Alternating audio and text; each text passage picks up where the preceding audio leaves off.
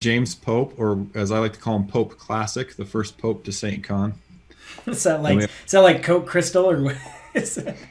it's whatever your brothers decide to be, right? All right. Got vanilla Coke or cherry Coke, but it'd we're be Pope, right? Vanilla Pope, we're cherry all we're all just vanilla popes, but yeah. Pope.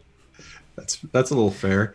And then we got Kevin Howard, who is man, you're just like the what's the word I want for this? You're kind of like the Prince of SAINTCON because you're just there The up in the royalty. Prince of SAINTCON. I like it. I am one of the youngest of the originals, so I'll take Yeah, it. not even kidding, man. Like you're right there. It's Yeah, fantastic. thrown into it by accident for sure, but definitely one of the young ones trying to be that elite hacker, falling around all of the pros. So that was fun. The AVOG. Oh, don't say that. No, there was no that AV didn't exist. It was we think this will work. Plug it in. Nope, doesn't work. Okay, just shout louder. And then when we brought in Pope, who actually knew some stuff about AV, then that's when we really got AV. But After we spent 3 months in my basement. what most yeah, what most people don't realize though is the AV I dealt with was movie theater AV. We're talking like $80,000 projectors and putting in THX certified baffling and stuff like that. And this was like just no feedback. No feedback. And we have but the we have speakers above the right, mic. and we have no budget, and we need it all just to work. And do you have any equipment, by the way? Do you have any equipment? Yeah, and we did. We spent forever in Kevin's basement testing, only to show up on site and have it blow the hell up anyway when he hooked up a MacBook. Yeah, the number of ways that we tested different variables in the basement all came out working great. Plug it in on site and nothing. Like it all just like what? Yeah, that sucked. That was a bad That day. was years ago, man. It did force me, however, to get to know a lot of people hooking up their AV because we were literally plug it in and I was praying every time, like, please come on screen. Please come on screen. Yep. And then And sometimes then they bump it it would. halfway through. And sometimes it would. Yeah. Yeah, exactly. Well, Troy would. Troy's the known for nothing ever working on his machine. So Troy's pretty Yeah. good. I had a really bad run with Grifter. It was like 2 or 3 of his talks in a row that AV botched, and I didn't get his recording. I felt pretty bad about that for a while, but we finally got a few at the end. I was gonna say, what about with Aaron Toppins and his VJ Yes. laptop? Aaron and his VG. So we were pretty early and aggressive, at least in the InfoSec world, and I'm not going to say the rest of the world, of moving to HDMI, which was the cause of a lot of issues with handshakes and other bullcrap. But we went to HDMI pretty quick as a backbone, which worked for 99.9% of the people. But Aaron Toppins, he held out for a decade longer than everybody else. I always had to bring in like my personal VGA scaler just to get him up to HDMI. But thankfully, his laptop finally bit the bullet, and he had to replace it. And you can't buy a VGA laptop anymore. So That's awesome. could go USB. they all are USB now. They're just Pretty much. dongle life. Yeah, drives me crazy. All right, so this one's just basically war stories, which we started already, and you got a SAINTCON war. We got a SAINTCON war story for audio visual, and it's just for some of you who don't know. With those in the committee, every night we would go to the hotel afterward, as of recent, and we just chill at the pool. Usually ends up being the hot tub, and we just talk about what went well, and basically just sit back and have a good chat and have fun. And we get some of the To best. clarify, it's the hot tub because it's cold outside. Correct. Usually it's in Not because October, we're right? hanging out in the hot tub with the big committee. Yeah. And also, the moment you said that, I was thinking those first few years of AV, we never spent time hanging out with anybody else. We were just fixing problems till 3, 4 in the morning, back at 8 in the morning. We didn't spend time doing anything. It was just grind. Setup, you finish, wrap whenever the venue kicks you out or as late as you can stay, you're back at 7 in the morning trying to do it. And that was like every day. And it was grind. Yeah, it was rough. There was no hot tub back in those days. It was just That's right. work. This is pretty recent. I mean, last 3-4 years, right? That we've done the hot Yeah. tub con or pool con. As we Yeah, like I to- mean, back when it was in St. George, there was no hot tub. It was after dark, hang out and doing all kinds of hackery after hours, but no hot tub. Sorry, Chris. I didn't mean to wreck your flow there. Oh, no, Trending man. into war stories, but I was like, AV used to super suck. Yeah, no, those are great war stories. People don't get to hear that, or the fact that my favorite is when you told us what splitters we were using. You end up finding out that it was using a chipset off a Dell monitor. Yeah, that's the one that works. So if you ever want to go stream stuff to Twitch that might have HDMI handshake, I was thinking how to word that didn't sound bad.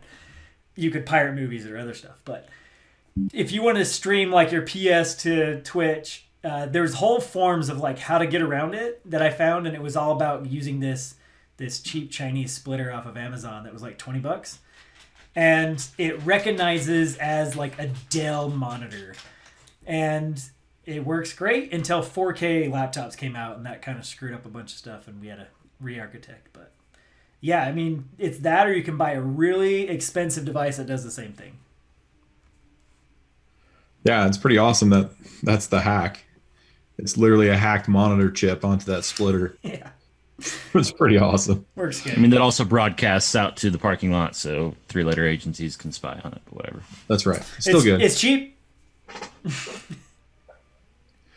All right. So the question I'm going to ask right now is I want you to think totally back to high school. And or even, before or after college, whatever. So I'm going to ask a question I already know the answer to because I want this story from Pope. And I know Kevin's probably got some good stuff too. But hey, Pope, have you ever done anything that possibly would have gotten you expelled or someone else expelled? We're just talking about InfoSec related things, right? Yes, please. Okay. What kind of a bread box did you just open up? All right. So I mentioned this a little bit in the AMA, but there was a kid. We were not friends. We fought all the time. Everything was a back and forth. He did karate and I didn't, so I had to use other means, such as my intellect. But it wasn't InfoSec or hacking to me. It was just screw this kid, right? And we had a Windows domain and we had a computer lab. And I realized like all you would do to log in was just a 4-digit PIN. That was it. You just put in a 4-digit PIN. It would log you into a system. Now, of course, that profile had to get loaded and it took forever on each computer. But what I would do is just hit sign in, put in a 4-digit PIN, sign out. Sign in, 4-digit PIN, and it was alphabetical and numerical. So next digit up, I'd start with a P. It'd be somebody else with a P. P, P, P, P, go to the next letter. And I just kept doing that. His last letter of his name was similar to mine until I found his letter and his login. And then I proceeded to go to I was smart enough to go to a different computer and got there early before other people. I logged in as him and I printed out 9999 of illicit sketchy picture to that printer, to that printer, to that printer, to that printer, to that printer. And then I logged out and went over to my computer. and then the class was full at that point. And meanwhile, I'm sitting there. I mean, I'm not like a sweaty person, but like that printer's over there just in the classroom, like just banging out print jobs, right? And the teacher finally gets up and it's almost 2 inches thick at this point. She gets up, looks at it, kind of like a flip book, and it's all the same picture. And she's like, oh, and shuts off the printer, right? An older lady, I feel bad. Anyway, she turns it back on, and of course, she doesn't understand the print spooler is sitting somewhere else. So it just prints out again. Shuts it off, grabs all the papers, leaves the classroom. Half hour later, he gets called to the office, and he got suspended. I never claimed responsibility for that one. And that's why we call you Pope Classic. I try to be a good person now, and maybe I shouldn't be saving these for my kids, but like I'm not perfect, and I didn't always make the right choices in life too. So that's fantastic. That's a great story. You got anything like? I was going to What's say, that? side note was that same pen was used for his lunches as well. It's how you got your lunches, and I might have stolen a lot of his lunches. While he was suspended, you ate free. No, not even while he's suspended. I would intentionally get there before him, Kevin, to put in the code, to get the lunch, to sit and watch him put in his code because it wouldn't work. I mean, Oh, man. it wasn't just while he was suspended. And it was like years of stealing lunches. And You were just evil. hearing him telling him, like, I have not eaten today. And they're like, yeah, you did. Yeah, anyway, sorry. Poor kid. Have you ever called him since then and said, No. sorry, man? No. I told it to JT one day, and he, like, looked him up, and he's like, I was like, nope, I don't. Just He's let got a that, family now. just let that sit, you know? Take that one to the grave. I'm not saying names. I'm just going to leave it at that. I mean, he knows, I'm sure. That's fantastic. If he does hit me up, I'll reimburse him for even plus interest. I don't want to bring up the conversation. Yeah, I don't blame you on that one. Hold on, compounded interest on that. Come daily, hourly. How about you, Kevin? Yeah, not that. I'm not that mean, but similar probably environment. Windows domain, the early one, right? The first one, Windows 2000 domain. We just got it at the school, and so there was only one IT admin at the time. Didn't really know. I mean, how to lock it down. Actually, at that point, you really couldn't. So we figured out you could send net send commands to any machine to broadcast messages. And so once we discovered that, we started sending messages to each other in class to communicate, just because we wanted to play on our games together. And so we just say, hey, I'm done with my assignment. Let's get on. And then we realized you could send it to different classrooms. And so we started sending it to each of the teacher computers. And, we did everything from, you've just got a virus, please, shut down and unplug the machine, or, please rip out the hard drive or whatever. And, but one time we had said, deleting files, and it popped up, and, a poor teacher freaked out because apparently she had been having trouble before, unplugged the machine, ran out of the classroom, and class was over before she got back. And so you denial of service to your own class. Mm-hmm. But ultimately they discovered that we had been sending net send commands, but they really weren't able to track it to any particular user, because we didn't really sign in as our own users. We were just all generic users for those classrooms. So none of us ever got caught. That's awesome. That's awesome. We learned pretty quickly that, so they tried locking us down, and this is actually a funny story. I started working at UEN later, and I was mentioning this exact story to somebody there. His name is Wes Ferguson. And the funny thing is he was the blue team. Like, I was essentially in high school fighting against Wes. And then he was like my coworker a decade later. It was just weird, right? But we would get on these computers and find issues with them, and then they would go and lock that down, and you'd find something else. And it started with just like, we were just pulling up Napster pirating stuff, right? Like downloading all the musics, all the rare Metallica stuff, and just doing that because school had a T1 connection. That was legit back then. And UEN, it was West. And I didn't have that anywhere else. So we were just yanking everything we could, and they'd lock those down, and we figured out how to go into browsers and edit proxies so that way you could circumvent like all these just dumb stuff that I didn't think it was infosec or hacking. It was just like, I'm just gonna download music here in this class while I'm working and alt tab my way around it, and we pirated a lot of music. Oh, you're blocking that domain? Okay, what's the IP address? Okay, done. Right. Back then, that's what it was. Yeah. Yeah, we would do something similar. Get all of the new CDs that came out and then burn them all to CD and sell them. So. I may or may not have made $10 a pop on that Rage Against the Machines album that came out.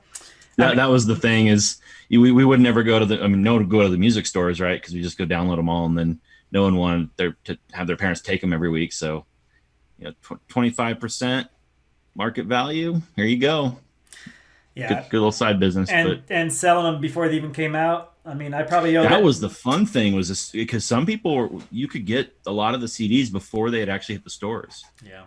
So you were able to sell premium content before it even hit the stores. Yeah. So that was fun. We also had a kid. We were in it was an HTML class, and after we'd be done playing or done with the HTML assignment, we'd play RuneScape or whatever. Back when it was on a web interface, because we always go to the Shockwave games and play a bunch of those. But was that the frog in a blender? The hamster in the microwave, all that stuff. Exactly. And we had Netscape on a lot of those machines, and he had written some, I can't remember, it was like a for loop or something in the URL that would just launch hundreds of tabs or windows would just keep popping up, locking up the machine. And so he'd come over, hey, let me show you this. And he'd do that, and he'd lock up everybody's machine. And the teacher would come back, and they'd have to reboot all the machines. So he never realized, the teacher never knew if we actually completed our assignment. So that sucked. But I think I mentioned this on my hallway chat with Bryce, but I just directory traversed to like last semesters and copied their assignments and pasted them into mine for like, this was like Dreamweaver 7 stuff in junior high. I never learned to code very well, and I think that was my problem. But the reason I did it, so I don't want to rehash that story, but the reason is because once we were done, we could play games on the computer. And we would play, it was Unreal Tournament, LAN edition, and we would just play that all day, every day. We'd finish the class, and we'd just be waiting for people. And they'd join in and just, kill them. And so much Unreal Tournament. I didn't get into a lot of the Unreal stuff. It just shows how young you guys are. It's great. But no, ours was always Quake. That's what we did. You actually had to enable your mouse look, which was amazing, but that's a different story all of its own. I can use the mouse? What? That's awesome. So Pope, we know you worked up at UEN with Troy and had a lot of fun up there with all those guys there. We refer to it as a 3-letter government agency. That's also fair. But for now, it's like a 4-letter. Yeah, now it's 4-letter. Exactly. But I'm gonna say I went to a SANS class with another UEN employee, and they're like, "Where do you guys work?" They're asking all this stuff, and I said, "We work for a 3-letter government state agency." Did they catch on with the state? No. It just sounds like you work for the NSA, which is not the case. Anyway. Or the Department of the State, which is also fun. So give us a fun Troy PTSD story. I think I grew up in a very large family, right? And their family talks about the older children and the younger children family, and I'm right in the middle, and I feel like it was all the same. I do feel like we had 2 separate Troys, me and Kevin, right? Like by the time that I'm dealing with Troy, he's wearing 18 director hats, doing 15 things, and Troy was great. If you needed time with him, you could get it. I mean, he was just running operations at Knock and all sorts of other stuff on top of security. And so, you get some pointers, but a lot of time it was just, solve problems, figure it out. But Troy was great. I mean, he would be really good at saying, here's something that I think you would like. Go spend time and learn that. But I think the part I didn't have was a lot of that follow-up. It was really just up to me to go figure some of that out. And there was really no, have to come present on it or other stuff. I've heard a few of Kevin's, but it was more just and some of those is literally like the stuff I'm doing today. He's like, have you ever played around with NetFlow? And I'm like, no. And he's like, I think you would like it. And so I play around with it a bit at UEN, and now I play around with NetFlow all the time. Like, I literally tell people you should be doing east-west traffic NetFlow capture and just stuff like that. I mean, mine maybe less PTSD and more like mentorship. I think sometimes PTSD comes with mentorship, though. It's true. In good ways. It's true. In very good ways, because sometimes you don't ever forget something because you do that. How about you, Kevin? I know you've got 1.5 million of these. I'm just trying to think of which ones are appropriate.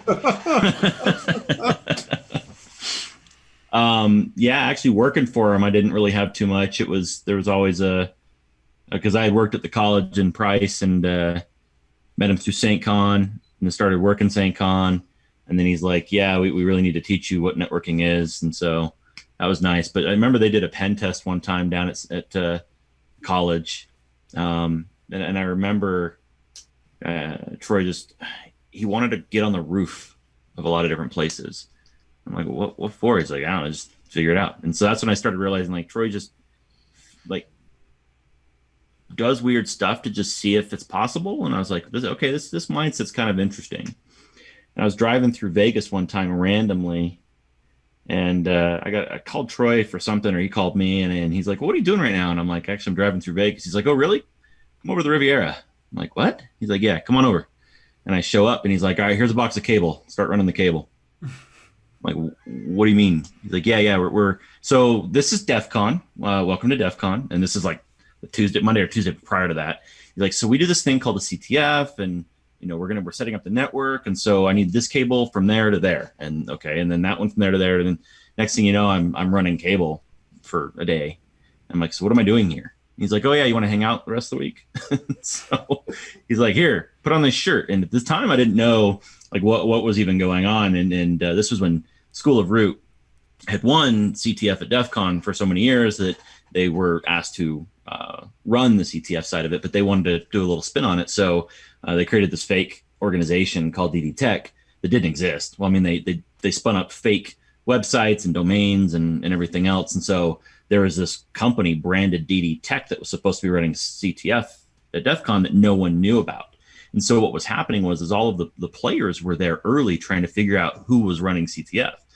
So when Troy says, put on this shirt, I'm getting followed around the Riviera, not knowing that I'm being followed at the time. And people are trying to figure out who I am, where I'm going. I keep in mind, my first year of DEF CON, I have no idea what's going on. And so I walk into the bathroom, and these two guys walk in next to me.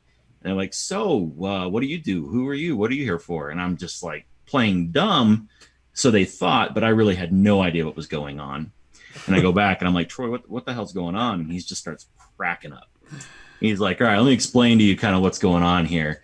And he's like, yeah, people are probably going to be following you around, so you might want to take off the shirt. And so he just trolled me. Like, that's all he was doing, was just trolling me while making me run his cables. Somebody's got to do layer one. Somebody's got to run the cables. And then I ran the cables for Saint, and then CTF the following 3 years, and then just kept running cables. Black hat. Yep. Yeah, that's my growing up phase of 10 years of running cables. That's taping awesome. On every conference floor. But you can't tape at Weaver because that'll rip up the floor.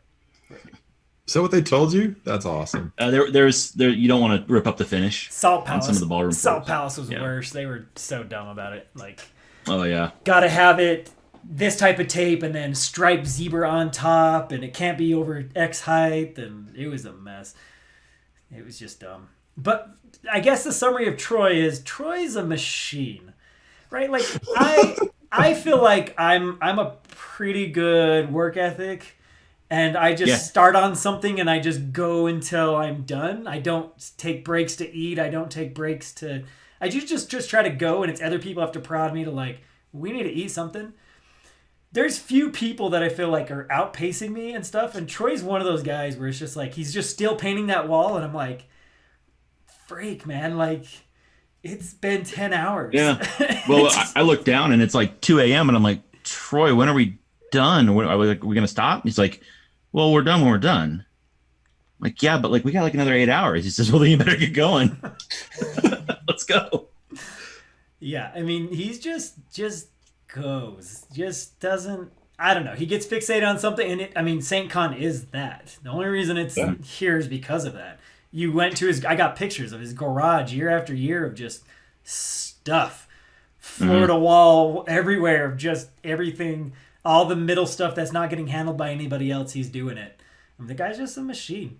And so, like, you just try to keep up, and by trying to keep up, you become better. So. That's the crazy thing, is just by even going at 10% of his pace, you're still outpacing almost everybody around you.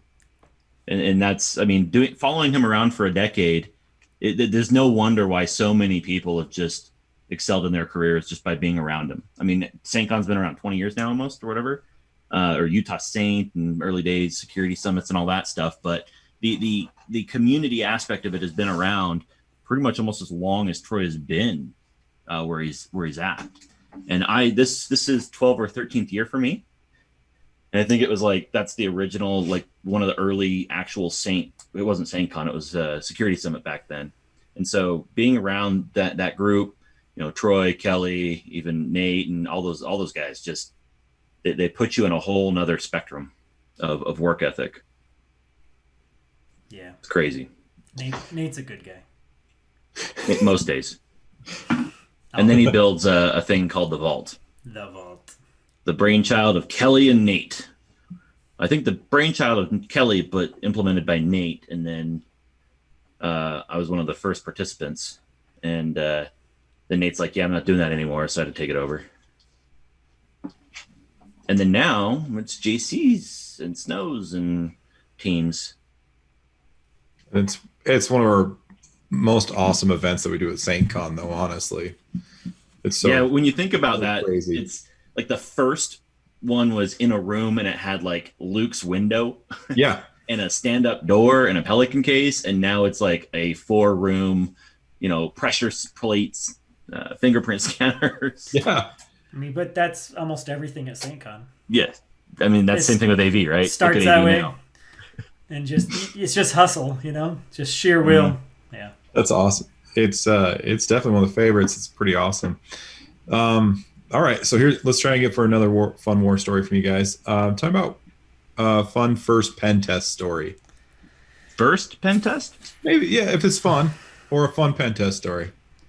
I got a first one. It's just a little different. We're on a pen test at some K through 12 in the state of Utah, and I'm brand new, tagging along. I'd never done pen testing. I did consulting. Most was all blue team, vulnerability scanning, stuff like that, right? And so we're on a pen test, and we're on the PhysSec side. And before that, we'd sat down with them, went over scope of engagement, signed all the papers, got our get out of jail free cards, et cetera, et cetera. They're also tagging along with us on the physical engagement, like one of their employees. And they're trying to break into various district buildings that are on this compound, and I break into one. So I use my over-the-door tool. They had an exterior door with an ADA handle. I pull it out, over-the-door tool, pop it open. Hey, can we explain that over-the-door tool real quick? Just 35 millimeter film.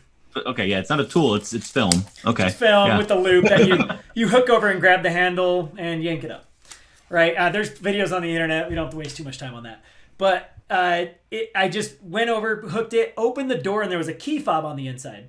So I grabbed the key fob, went to the outside, touched it, it turned green, unlocked, touched it again, it turned red, locked, closed the door, and I said, hey guys, come here. And then they all come over, and I'm like, look, beep, and then open the door. And they were all mad at me, and they're like, you stole that earlier.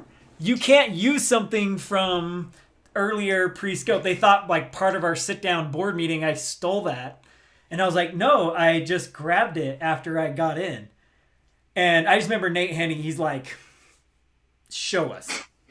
Yeah, of course he did. Like, prove it, newbie, like, yeah, show it. And so I pull out film and just watching everybody's mind like, what the freak are you doing? And door opens, and then the look on Nate's face was like, now I know why we brought you. Yeah. All right, you are now vetted. Good. You have now contributed. You have purpose. Yeah. And then we proceeded to go around the rooms, and I found where the lockbox was, and we had the keys to everything. But yeah, that's my first one, and pretty interesting. Yeah. That's pretty good. Yeah, it wasn't my first. It was an early one. I didn't really know much about the protocols of get out of jail free cards. And it was a hotel and casino on the Strip. Oh, jeez. Oh, my gosh. So we're going to start there. Sounds bad. I did not get arrested. Spoiler alert. But I didn't even know where to meet the team that I was meeting. So naturally, you just start walking around. And so I'm calling the guy, and I was like, where do you want me to meet? And he's like, well, park in the garage, the employee garage behind. And I was like, okay, do I need a badge? No. okay, on the second floor, you're going to come through a door, but it's got like a biosensor and a passcode and yada, yada, yada, and I'll meet you there. And I'm like, oh, fine. So couldn't get a hold of him at that time because I lost cell service. So, of course, employee comes in, badges in, pins in, palms in, and then lets me in. I was like, all right, step one, that's nice, cool. But then now I'm on the inside, and I've never been in here before. So I'm wandering around the back of all of these offices trying to find the IT office and talking to security guards. They're saying, hey, how's it going? Just trying to find my way around. No one questions me. I don't have any badges. I don't have any clothes, nothing. I'm literally with a backpack and just walking around trying to find this place. And stumble into a training room where a lot of machines are logged in with training users. And so, okay, naturally, I'm like, well, I'll come back to this later. But I sat down trying to wait for the guy and realized that the training users actually had access to the main domain. And I was like, okay, so what can we get access to?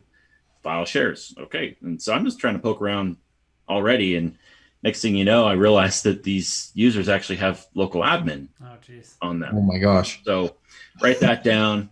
Go finally find the IT office. And they're like, yeah, so kind of do your thing. What are you going to do? Where are you going to go? And I'm like, well, I don't know. They're like, okay, well, just, all right, meet us here if you have any problems. Okay, sure. I don't know what that means. Like, great. So go back into the testing room and find out that one of the admins had logged in as domain admin on a number of machines that this user had access to. And so next thing you know, Mimikatz, and then at this time, we didn't really have Bloodhound. So you're manually exporting a lot of that. But mapping the whole domain, it's not even lunchtime yet. So literally domain admin by lunch. And I'm realizing, okay, now we got domain admin and you have to you pull down the groups manually because, like I said, you didn't have Bloodhound at that time. And come to find out that this domain wasn't really one of many. It was one of one. Oh. And they had hotel staff, registration, cache cages, pit boss groups, like the entire system right in this single domain by lunch. So I'm supposed to be staying the night and doing my pen test throughout the evening. And so I'm like, screwed, I'm gonna go grab some food. I've already owned the organization. I've got all the passwords already. And so, because Mimikatz is dropping them in clear text like crazy. And so I'm out there just eating and drinking and whatnot, and just go right back to where I came out the door, right next to a security guard who was watching the door. No questions, go right back in. And I'm like, it's amazing how just the perception of knowing where you're going just gets you through so much. Right. And so, long story short, many different areas I got into on the back end. So I'm staying the night, plugging into the wireless or the network in the closet, right? That you pick the lock, whatever.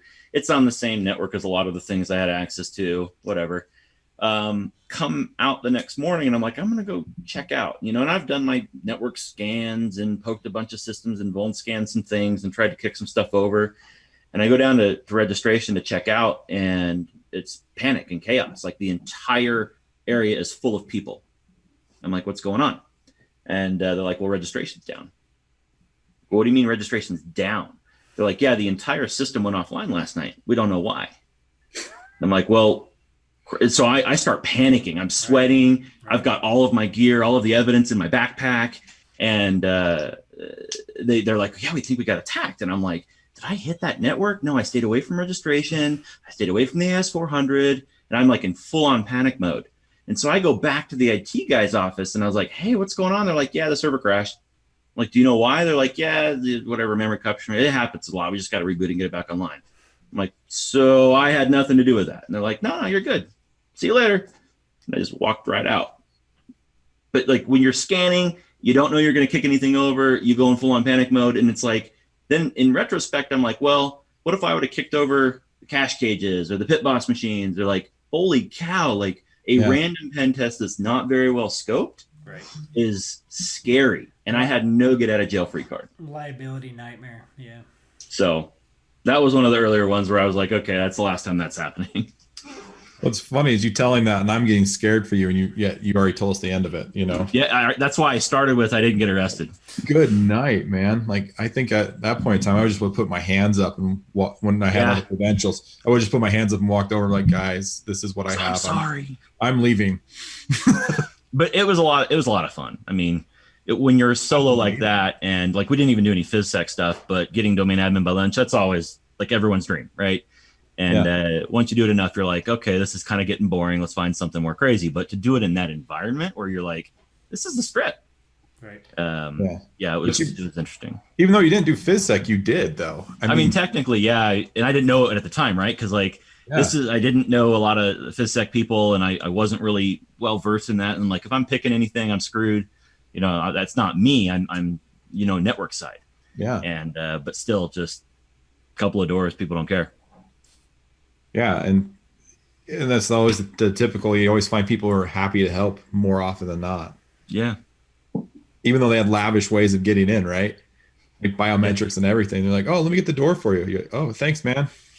Yep. I'm in. So yeah, fun stuff, scary stuff. Good night. That's a good one. Man. Oh, okay.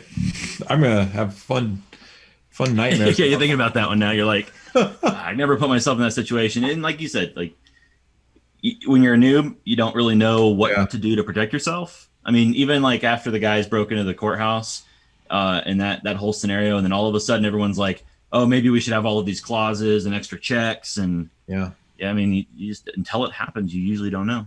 Right. Yeah.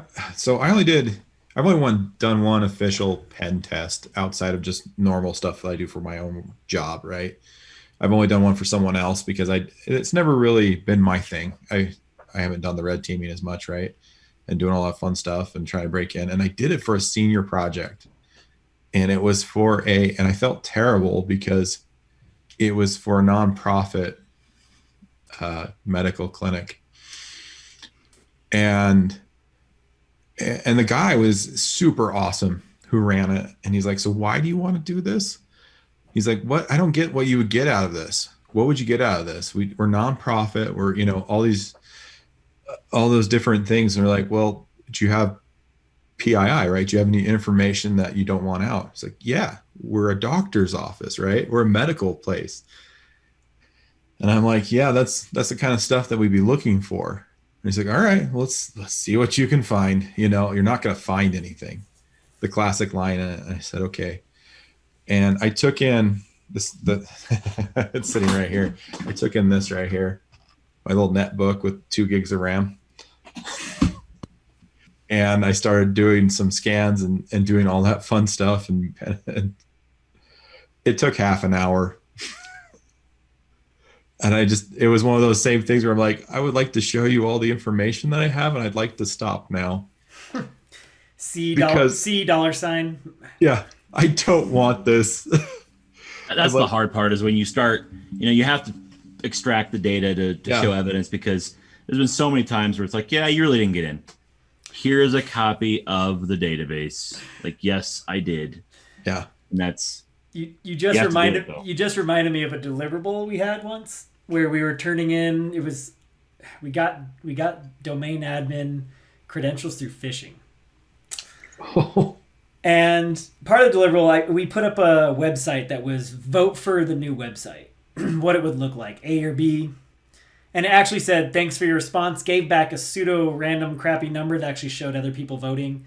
So it didn't even error out, and it forced them to put in their domain credentials, right? They log in, and then it says here's a percent, and then took them back to the homepage. So we got a lot, and then we're doing the deliverable like, well, we got domain admin off of phishing, right? Like the domain admin logged in with the domain admin credentials, and I made some comment like, well, don't beat them up for it. Obviously, that's not good. You shouldn't be using those credentials. We went all the steps, but I said at least he's not this person like responsible for the website and picking new stuff. And the whole room goes quiet. And I'm like, is he the person responsible for picking websites? And they're like, yeah. And I'm like, hold up. Maybe I don't understand. If you were to be changing your website or doing it with a vendor, you would be the person who would be approving that going out. And they're like, yeah. And I'm like, yeah, man, I'm all for not shaming users, but like, you messed up. Like, bad. It's like bad. I can only imagine what went through his mind, like, I didn't authorize this, but I'll vote for it. Yeah. Oh, that looks better than our current one. No. Yeah, showing the evidence is hard. It's like I don't like keeping data or copies of data, especially sensitive data. Yeah. And so usually screenshot it, scrub it, whatever. But sometimes you just got to pull it down. And I got to be careful with this one. There was a somewhat recent test, and recent being past few years, where we were testing an environment. This was a team test event, and there were some network ranges that were scoped out, and we're talking /16s. Yeah. And we're like, what? And they're like, yeah, it's a different arm of the company. The assessment doesn't scope this in. It's not relevant. I'm like, okay, great.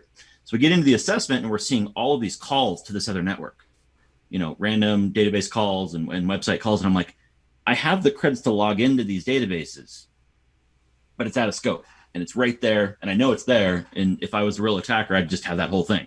Right. And I'm like, yeah, no, it's not part of the scope. I'm like, but you're cross-pollinating all of these individual networks. And they're like, yeah, we know. So we documented it. We just went about our business.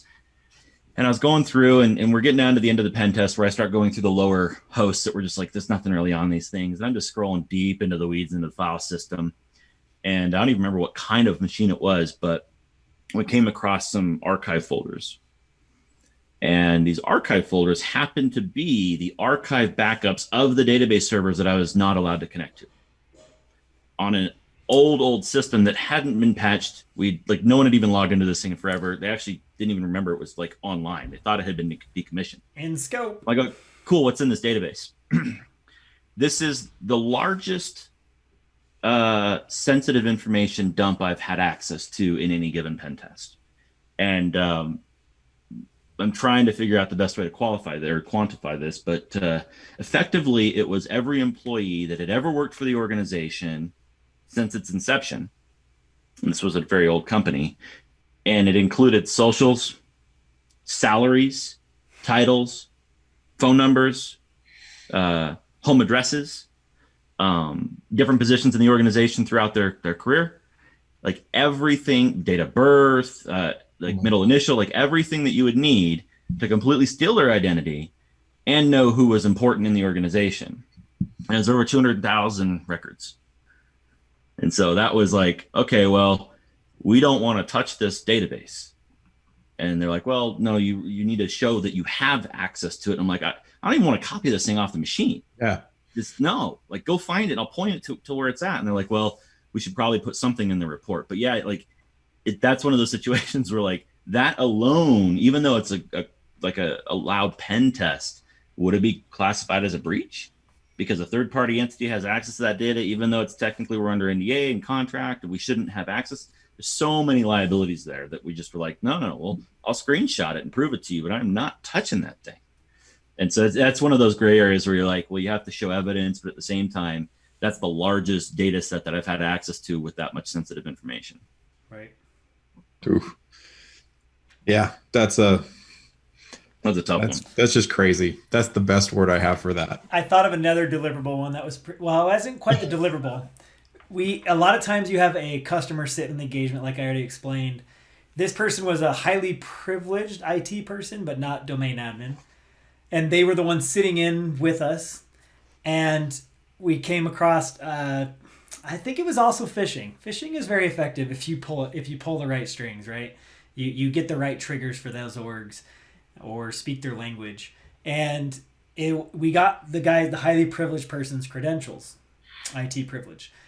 And it was in Russian, I believe. We looked it up and it was like spring and the year, right? Like spring 20, I don't know, whatever year it was at the time.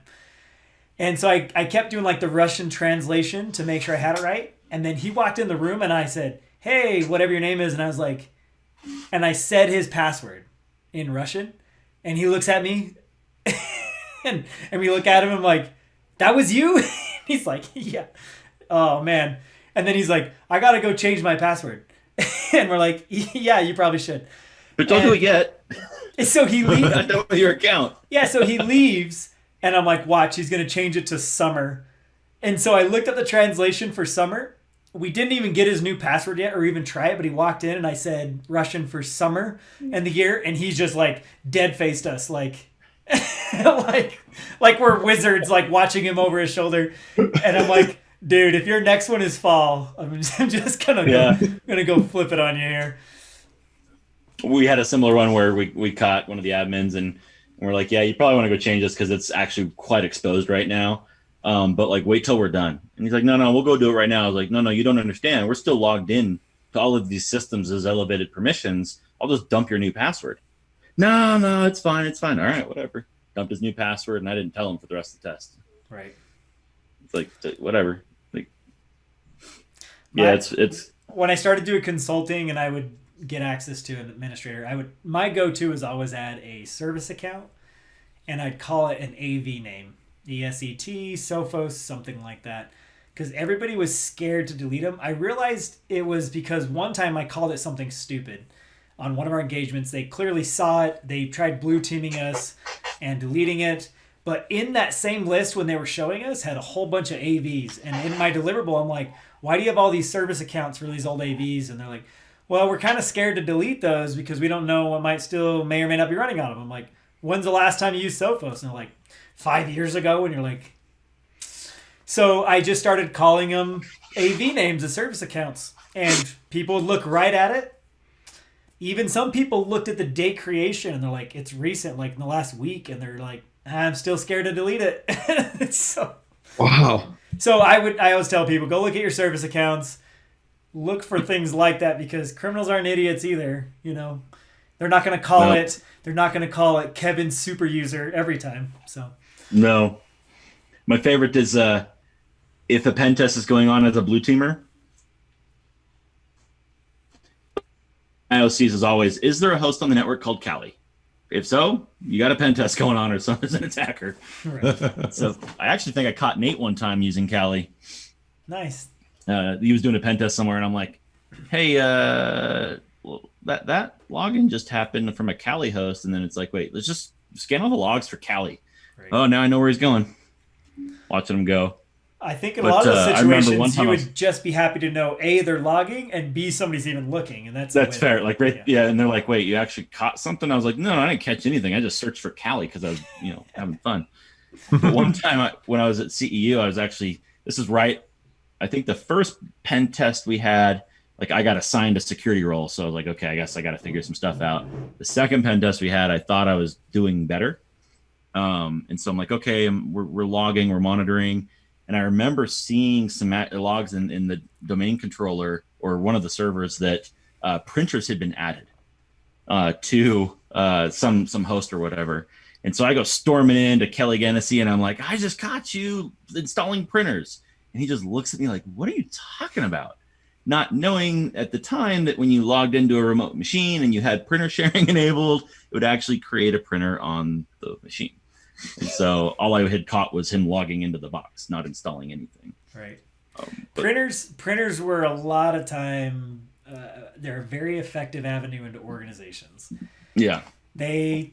Sometimes you can just unplug them, plug in a Raspberry Pi or a laptop or whatever, and you're automatically on some privileged magic network. Sometimes they have bridges through Wi-Fi and other ways to get in. Like printers are wild, and organizations who think their segmentation is done just by changing the IP address, even though they're on the same network. Like we had one like, oh yeah, they're all segmented, everything's good, and just change your IP address, and I'm now on the privileged network. And you're like, well, that's not called segmentation. That's just... Yeah. Same L2. Yes. 20/24s. Well, in the education space, everything's a public IP anyway. So. That's fair. I was gonna say you get a little more luck with printers in the state of Utah. Just for that. Yeah, that was a lot of fun just going through Showdown results for public IPs in Utah. Still is. I was like, that's probably your main source of external OSINT. Still is. I was gonna say, Pope, do you still do all your personal printing up to USU now? No, USU is actually pretty good, but there are cities in the state of Utah that are not still. And you can find them very easily. They have RDP sessions open with names like Treasurer and crap like that. And they don't care. They've been notified. And I don't know. Yeah, that was RDP open to the world is always a fun one. No matter how many times you try and say shut it down, and they say it. We had one that someone had set up an RD web gateway, but didn't close down the main RDP port to the internet. So all users were going through the gateway, but it was still accessible directly. And some Russian IP had actually brute forced the username and password because they had like a time clock system on there, and it was defaults. So not really brute force, but they hop in and they just start spreading ransomware, not realizing that the box that they had hopped on was the primary SQL server for the whole organization. They could have just taken over that thing, screw ransomware. They would have just probably shut down the whole org that way. But that's one of those, like, the attackers just are automated in such a way that they didn't even pay attention to what they had access to. It is absolutely a business, and there's an ROI to be had there. They didn't even care about the SQL server. Right. Moral of the story, shut down your RDP. Well, I mean, especially now with zero login and some other things. But. Yeah, I mean, publicly available anything is not good. You're just asking for it. We had one that they changed the host name to "Help Me, I've Been Hacked," and it was publicly available. And we tried to work with them and notify them, and nothing. So we just black holed the address so it couldn't route to the internet. Yeah. And then guess what they did? They just re-IP'd it. Yeah, that was when they were going through the modems and renaming them after they owned them. Yeah, a lot of point-to-point, a lot of Ubiquity point-to-point stuff, and just a mess, man. Information security is just a mess. We had a Cold Fusion server exposed one time. I was working for an organization. We'd inherited this server, not knowing that we inherited the server, but one of the acquisitions for the member companies had a whole data center. And data center was actually in Utah or somewhere, but Cold Fusion with the admin interface exposed. And so, I mean, there were so many exploits for that thing, and we didn't have a chance to like fully vet out the network as we inherited it.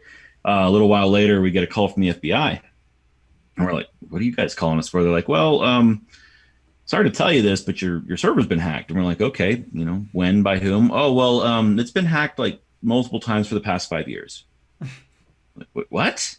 "Yeah, we're going to be on site in 20 minutes. And I'm like, "Well, where are you?" "San Francisco." "Well, you're calling me in Utah, so you should probably send your Utah office because the server's in Utah." And ultimately what had happened was many different organizations had popped that box and used it as an email proxy server to spam. And they thought it was part of some of the OPM breaches that had happened, or because the OPM hack had happened through email and they were trying to trace it back.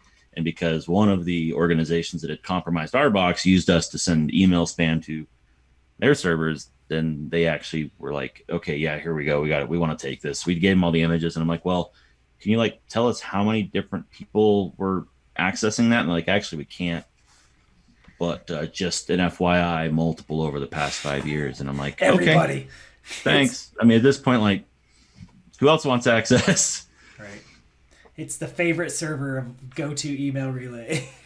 And it was funny because when we were doing our forensics analysis on it, we're like, okay, is this 3 different people? Because each was using a different method for command and control, and some had been dead, and then others had spun up subsites, and it was just weird. And then once we figured that out, it was like, oh, okay, that makes sense. This is multiple layers of multiple years of attackers taking over each other's C2.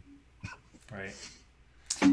HVAC systems, that was always kind of a go-to, because all the vendors just tell them to put it publicly available because they don't want to deal with VPNs or other workarounds. So there's so many HVAC systems that are just hanging out on the net. And a lot that Shodan don't pick up because they change the ports to hide it. Ooh. Super sneaky. Super sneaky. That's right. Nmap will never find it. No. All right, let's switch topics. That was great. I might have some nightmares for a little bit just because of a few of those stories, but it's all good. Let's see. How about something crazy you did to be able to play a video game?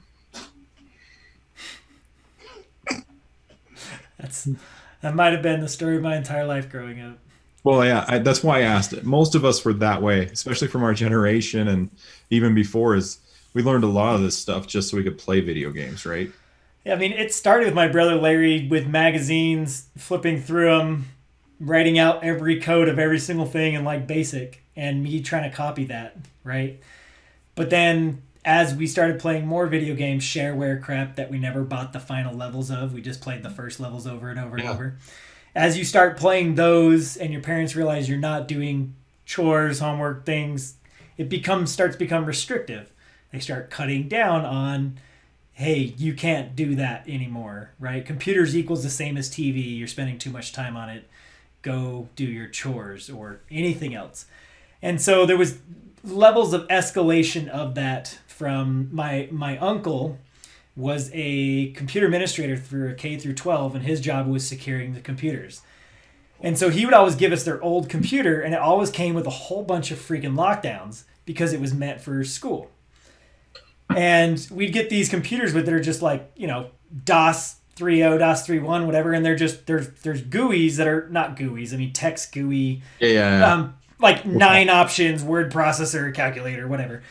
And you can't do anything else. And I remember I was over at one of his friends' houses, who was a little, more nerdy, had computers, worked on computers. And something happened to his computer, and he's like, oh, I need a boot disk. And he put in a boot disk and got a command prompt. And I was like, wait, what did you do? And he's like, oh, you put in the boot disk and it bypasses the OS. It just loads off this, 3x5 floppy. And I was like, can I get a copy of this boot disk? And I think he straight up charged me for it. And I think I paid him like dollars for it. And I got a copy of a boot disk because I didn't know else how to get one. And I come home, put in the computer, C:alligator. And I was like, what? And I'm like, run this. And it's like, put in disk. And the game booted up. And I was like, hold on. Turn it all off. CP, copy the disk. We had a drop ceiling where the computer is at. Lift up the drop ceiling and threw one up there as a spare. and then, because eventually I know my disc is going to get caught, already thinking ahead. And it did. And my parents would snap them in half and crap like that. Bypass those. The next escalation was we got a computer 486, I want to say, that had a tumbler lock on it. And at the time, I don't know who Jimmy Longs is. I don't know you can chew on a Big Pen and shove it in there. I know none of these things. And all I know is I go to hit the power button on the computer and it won't turn on. It's just a physical lock on-off to trigger the power button. And I'm just like, I remember I come back a few hours later, come back a few days later. And then at one point I just got desperate. And at those days, the monitor sat on top of the computer type of thing with the turbo button. And it made it go slower. Anyway, I took the monitor off and I'm like, I got to open this thing up. And I started to, but I got scared. Came back another day, slid it off, looking in there. There's just 2 teeny little wires for that key. And I'm like, I'm going to jump that. And I don't know, I'm probably like 10, maybe 9 or 10. And I jump it, and the computer turns on. Slide the camera over, put the thing on, start playing video games. So it was just always like this. If my parents just probably let me play computer, I don't think I would have done those things. So I don't know if that's good or bad. I don't know the answer, but I'm sure Kev has some stories there too. Yeah, I remember we went into a community center for our apartment complex, and they had the computer with the games that they had preloaded, Oregon Trail, whatever, all that stuff, and we took in 22 floppy disks of Command and Conquer 95 and installed it on there. It took us hours, and they didn't know, but when they found out, they kicked us out, and we weren't allowed back in there, even though my mother was the apartment complex manager. So that was brutal. But I do remember. I wouldn't say this was a way for me to play video games per se, but the Dreamcast, not too many people know what that is, actually had Crazy Taxi, a phone line. That's right. So when I wasn't allowed on the computer for the internet, I would hook up my Dreamcast to the phone line, and there was a web browser that you could actually browse to the websites on the Dreamcast. So I had a 50-foot phone line going into my bedroom so I could browse the internet on my Dreamcast, even when I got kicked off the computer. That was fun. I think my first email was a Juno address, and it's because they offered free internet, but they had caps. Like you had only so much transfer up or down. Yeah. And so then we started spinning up more addresses. I think at one point I had like 8 Juno logins to just do it. And this was like an escalation for years of my life between, I mean, you tried the AOL thing, but they quickly burned you on credit card crap, so we ditched that. But it was always like Juno and Net Zero and getting things that moved and created pings to show that you were still using the internet so it wouldn't drop it. Things to get rid of ads so they would just keep letting you, instead of popping up ads in the middle of your games while it was downloading music in the background. And I mean, a lot of this I stole from my older brother, Larry. We went in together and bought a computer, like RC Willie's Sony Vaio, $2,000 computer. Oh man. Paid, tried to like share it down the middle. Of course, it was in his room and he got all the time on it, but because that's what older brothers do. But he did teach me a lot of like, here's how we can get free internet and pirate stuff. And I learned a lot from that. And then I learned about cookies and internet, and all these sites had trails with everything, and you can go edit cookies and stay logged into stuff and just, I don't know, just a lot of it was video games. I mean, circumventing and not, being poor and not being able to pay for stuff too. So one of my favorite kid hacks was actually from our late friend Decaf. He had set up a monitor on his phone line that when his parents picked up the phone, it would disconnect him from the internet so they wouldn't know he was on the internet. Oh my gosh. Yeah, that was a clever one. I like that one fantastic. a lot. Do you guys ever have like Gozilla? It was like the first thing that let you resume your downloads. It was amazing. Mm-hmm. Yeah. Because before that, everything stopped, gone. Yep. Yep. Reconnect, re-download, and then you would continue download. It had an audio sound that sounded like Godzilla roaring when it finished. Yes. Yeah. And so you would just go in another room and you'd hear roar, you're like, yeah. Yeah. Yeah. Uh-oh. Uh-oh. Yes, I'm getting messages. Uh-oh. Yeah. ICQ. Yeah. AOL. iMessenger. Instant Messenger. No, my desperation was like when the first Warcraft came out. And that was back in the days of how to stop software piracy, was having to own a massive manual that had so little to do with the game, but they would have you look up a word on page 70 on the third paragraph, and you had to put it in, and they would tell you it starts with this. And so I remember they're sitting there because we didn't want to buy the game because it was like a $40 game, But Warcraft was dope. I played so much Warcraft. Oh, and I'm sitting there like, oh, I've got to figure it out. And this is like, pre massive internet days, right? This is like, and I'm like, I just kept typing and trying. And I tried for an hour, and I finally got one, and it was the word war. And when it installed, I about lost it. I remember like literally crying out of joy because I can now play Warcraft on my computer, my parents' computer. And my parents are like, you just wasted all your computer time today. I'm like, I don't care. I can play Warcraft. Because tomorrow will be awesome. Yep. Warcraft was amazing. That was, Warcraft 1 and then Warcraft 2 where you could finally right-click instead of left-click everything. Select multiple troops by drawing a box. Amazing. And then Age of Empires 2 comes out. And just all my time is gone. Yeah. No, that's like we always talk about. It's always back to gaming. And honestly, I'm with you. Like I learned so much because of I learned so much DOS because I had to find games. Yeah, and copy drives and how to hide stuff from parents. Yeah, that was part of it. Yeah. Mine not so much. My dad was just like cool, and he just kind of walked away. My dad had at first he had a really good outlook on it, and that changed rapidly, and so was mine about piracy. But at first he's like, it was specific with music because all the news articles came out like nobody's business, and they're like, yeah, this is stealing, all this stuff. And my mom's like, are you guys doing that? My brother and I, who's only like a little over a year older than me, we just like sheepishly looked at each other like, maybe. Yeah, like crap, this is not going to go well. And my mom's just like really mad, right? She's like, that is so wrong. My dad's like, what's the problem? She's like, what? what is wrong with you? He's like, it's just like hitting record on a tape when you're listening to the radio. I'm like, yes, that's exactly what it is, Dad. It's hitting record on the radio. Except for I get the songs I want, and I don't have to listen to DJs, and I don't. And screw those artists. And I screw those artists out of their money, especially Metallica. I did like Metallica though, but yeah. That was well. The funny thing is, as soon as they did that, of course, it went up. Right, as soon as they started complaining and whining about all that, then we got the Metallicops Flash cartoon and all that fun stuff that came out, and their downloads went through the roof. We seeded a lot of stuff out of that high school T1 connection. Dude, that's what when you said that. Yeah, I was like, T1, that's legit crap. And now it's like, that's so slow. Why can't I even touch that? Mine was all ROMs downloads.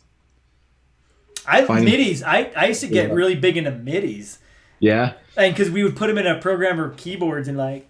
Oh yeah. Anyway, but MIDIs, that was a jam for a minute. Yeah, I used to, whatever computer I could get on, because I'm the youngest, and I always had to follow my mom around, right? Whatever she was doing, I got to follow. That's just life as the youngest.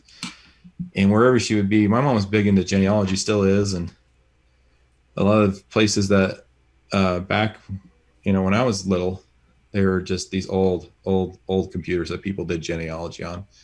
And you'd always go visit people who were even older than your parents, who had even older computers, because that's where they kept their genealogy. Yeah. And I'd ask them, like, can I play on the computer? Like, oh, there's no games. I'm like, we'll see, because they had no clue, right? And so after 30 minutes of poking around on, each time it got faster, by just poking around and trying to figure out DOS, I'd come up with like, what is this Keen.exe? Like, oh my gosh, it's Commander Keen or Captain Keen, whatever it was. Dude, Commander Keen was legit. Commander, right? Yeah. I love that game. Like, oh my gosh, Commander Keen. And then just all these weird random games. But that's the one I always remembered finding on people's computers because they had no clue. What happens if it's an EXE? Let's run it. All right. I just remembered one other story about games. First grade, I lived in some city. I was about to say anyway. I don't know what security questions I might have. No, I was kidding. They're all random crap anyway. But I lived in a rural town that had like 2 computers. And we would go to school early because they let you into the computer lab and you could use them. And this is first grade. I'm like 6 years old or something. And me and my brother Larry just started going earlier and earlier. So much that my mom made some rule, like you can't leave the house until 6:30 or something. We just kept getting up and going earlier to school because they'd let you in and you could just go play on the computer. And there was this one game, it was like an Apple II or something, and you're like a triangle, I don't remember what color, and there was just blocks. And all you would hit is right and left, and the blocks would just snake around, and you just didn't hit the edge. And I would just vibe to that thing, right? Just vibe. Just hours and hours. And in fact, when I decided I was finally going to try to make a video game, that's the one me and my buddy Chris Vietti made, Wall Scraper on Android. Yeah. It was a remake of that game from my six-year-old childhood. Instead of a box, you're just a guy falling down a hole and the walls are moving. But it was just like I don't know. It was just computers just immediately was just like, there's a whole nother place you can go that you can get one time, your time to this device. Whereas I was a lot of kids in our family where everything else was whatever you watched on TV is what somebody else put on. Whatever you're doing as a family, somebody else decided. Rarely was a decision mine. So on a computer, you could just pick, I want to do this, and you would do that, and that was yours. Now, of course, you had to share resources and crap, but it was just like eye-opening to me, and still is, right? I'm literally talking to you sitting in my house 2 hours away from a computer. They're amazing. Yeah. Well, the funny, similar point to that is you were 6-ish, going to school early to hit. Yeah, right and left. Yeah. Right and right left. My 4-year-old walked up to my wife the other day. Mom, right? What is she doing? Logging in. Yeah. Face unlock, runs away, go play a video game. Yeah. She's 4. Like, My kids are doing some stuff. I want to like see them do more. I would love for them to like circumvent some of my controls. They just don't. it just the look on my wife's face was priceless because she's like, "What did she just do?" And I'm over there dying laughing. I'm like, "She just hacked your phone so she could play a game." Right. That's a proud papa right there. Yeah, girl. It's like They are using these massively more intense computing devices and doing it natively easier than we ever did. Absolutely. Yeah. My 1-year-old's touching the TV Yeah. because she thinks it's a touch screen. That's my favorite. How come it's not swiping? Yeah, come on, Dad. Different show. Right. But you take those challenges. Like some of my kids, I thought my 4-year-old was tablet bound, and I bought him a laptop, COVID style. And you tell him like, there's Minecraft on here, and you can play with your siblings. He now can use a full mouse and keyboard. I mean, it's not like we do where we hit control. They do it with like their thumb and then like pivot. Yep. But it's like crazy. I'm like, how the freak? And they're just doing this and jumping and just playing. And, you know, they learn really fast when there's a motivating factor like video games. Yep. So. Especially at this age. Yeah. Well, yeah. My son is way too much like me. That's all I'm going to say. I talked a little bit about this before where I was like, I'm like, son, you got to learn how to clean up after yourself. You're just going to shave the edges and... He was born with a full mustache. No, but no, like seriously, like if you're going to do stuff like get around my controls I've made for you guys, you've got to clean it up afterward. All right. You've got to make it so dad doesn't know. And I know that's a slippery slope, but at the same time, it's like, I want to see you do that because that's how I learned. Like, that's how everyone really does learn. Yeah. You get mentored and whatnot, but that break the barrier, the think around things, you know, it's like, how can I do this? I mean, for me in school, I had to learn Novell and learn how to get past Novell. And there happened to be a 3 or 4 letter or 4 key sequence that could get you past Novell in the days where I did it. You just get past your login screen and get to what you needed, you know, and those were things you had to try or learn or get from a friend. And that was just great. But yeah, it's funny to watch these kids like learn how to do those things. Like the best is when I wake up and he's being all ninja trying to grab something that's like on my headboard because I put it there to deter him. And he's just like, I wake up and he's like, "Hey, Dad, I just wanted to see how you're doing," and like pat my head or something. Come on, man. Try a little Next, harder. you just need to get a lockbox and then give them a set of picks. Yeah. I am for Christmas. Actually, I want to get the safe kit that Sparrows. Is it Sparrows? They did. They have a safe, and it's got the pick on it and everything too. Like Lonnie was showing that, Jimmy Lawless, and that looks so awesome. I'm going to go fingerprint reader and give her the video that Snow put out for Making cloning a prosthetics. fingerprint. Yeah. We'll see how long it takes her. Maybe 10 years. I don't know. That'd be cool. She's a smart one. Yes.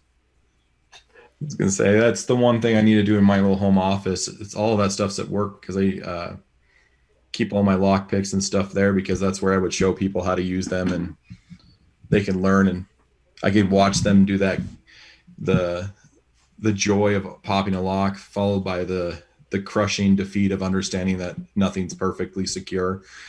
But we do that because we have vendors come in the office and all that stuff too. And be like, "Here, pop a lock. I'll show you how."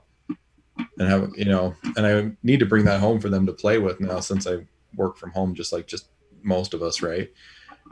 And Yeah, I'm really liking the theme of your home office. I love it, dude. I need to do more for my kids to learn that way. The one thing that they do different than me, and it's great, don't get me wrong, is like I want you to play video games. I want you to do this. You just have to do you do your chores and you can play a video game. They're like, "Okay, awesome. Sounds great." Like we have VR, we've got everything. Got a Lock-a-Box, which is just a RetroPie box. Like you can play whatever video game you want in the house. Just do your chores, and they'll run and do their chores, and someone knocks at the door and they completely forget about it, which is fantastic. Like I love that you don't play video games a ton, but go play with friends and stuff like that. And It's a little bit harder now with the quarantine aspect, but it was just, for me, I was like, I'd rather just play video games with my friends. I've been like, hey, come watch me play video games. But everything that you were ever told not to spend time on as a kid ends up being what makes a ton of money when you're older. So don't play on the computers and TV. Now TV went from 3 channels to how many channels, and computers turned into billions of dollars, and then you're like, don't play video games, and now kids are making millions of dollars on video games. So whatever you think your kids shouldn't do, they probably should, because they're going to make a lot of money doing it. We talk about, we used to pull down videos and music and stuff like that. That's just basically what our streaming services are now. It is better. That's everything. It's killing regular TV. A legal way of doing it now. Illegally, yeah. Yeah. The only thing keeping TV alive is sports. But that's just my opinion. Sports ball with goals? Sports and point systems. Yeah, I did a subscription just so I could watch NBA again. And then once the finals are over, that was an immediate cancel. I'm like, I'm done. I don't need to watch anything else. I'm actually a big NBA fan, which is cool. So we'll chat separately because I don't want to rope Kevin into that. But Kevin's an NBA fan too, right, Kevin?